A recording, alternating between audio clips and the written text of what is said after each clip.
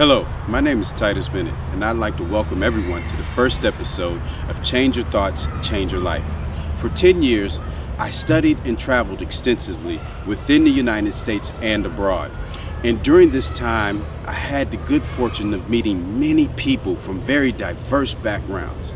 And during my social interactions with these people, key life principles continuously were mentioned during all of my interactions, no matter where I was on the map or what subject that we were talking about.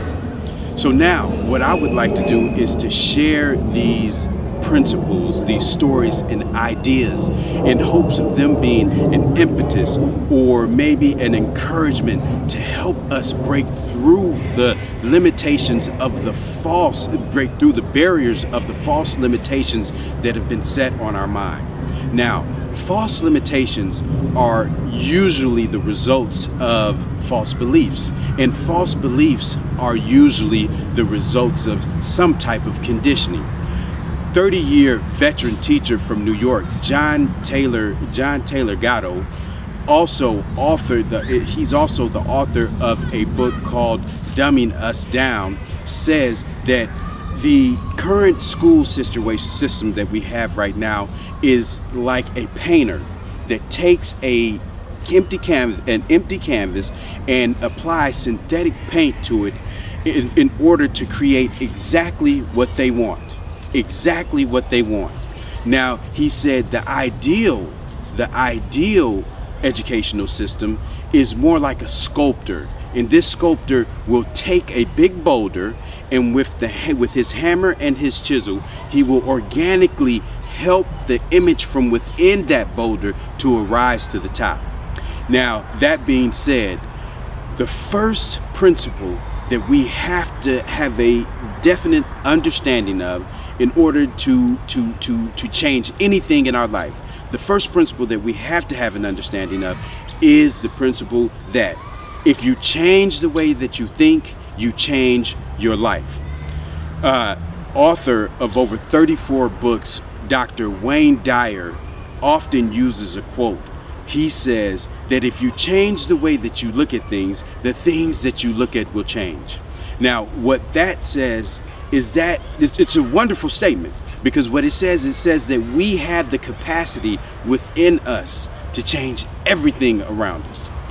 Now, how many of us have tried to change our eating habits, or change our study habits, or change our working habits, or change the way that we implement more working out into our life, only to fail? Now, the reason that we failed is because we have tried to attack these things from a physical level, trying to use pure willpower to change these things. Now, these habits are habitual habits, and habitual habits are hardwired to our brain. So whenever you have a battle of habitual habits versus willpower, habitual habits will always win.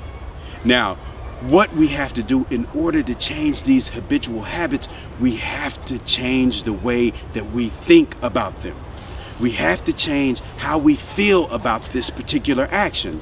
So, for example, you're gonna have to change the way you feel about that triple cheeseburger and that biggie fry. You got to change the way you think about it, because if you don't change the way you think about it, you're going to continuously eat it. You got to change the way you think about sitting down daily and just playing at the game console for hours upon hours. So this is what we have to do in order to make these type of changes to habitual actions that we have been doing for years and years and years and years. So we have to change the way that we think about it. Let me give you another example of habitual negative thinking patterns, and also within this example are habitual positive thinking habits. I used to work in an area called South Dallas. I used to work in South Dallas, and in this area there's not much economical growth. there's a lot of crime, there's high crime, there's not much money movement in the neighborhoods in South Dallas, except for drug trafficking. Now, one day when I was getting off work, I was using the DART train in order to get home. Now, while I was on the DART train, I overheard the DART police officer and another individual talking about what would it take in order to improve the conditions in South Dallas.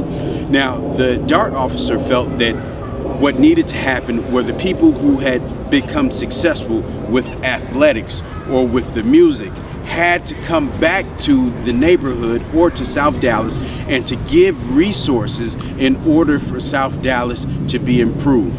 Now, at that point, I disagreed with him, and I felt the need to interject. So I asked the officer, I said, can I actually interject, sir? He said, go ahead.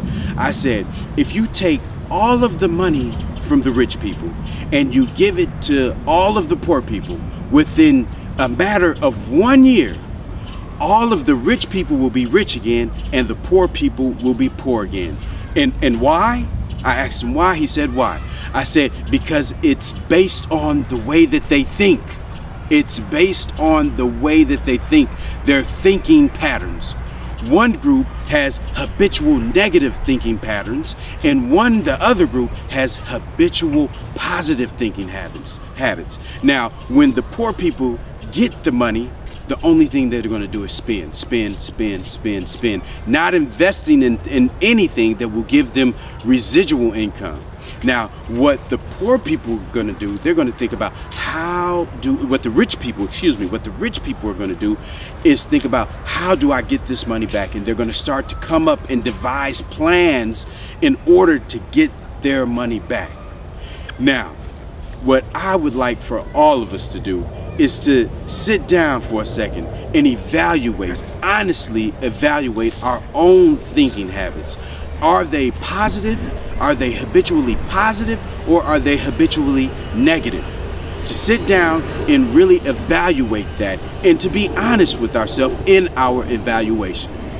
Now, finally, I want to say the greatest gift that the Creator has given mankind is their mind. So let's use our mind and create the circumstances around us that we want. So until the next episode of Change Your Thoughts, Change Your Life, I'd like to say thank you for tuning in, and I'll see you next episode. Peace.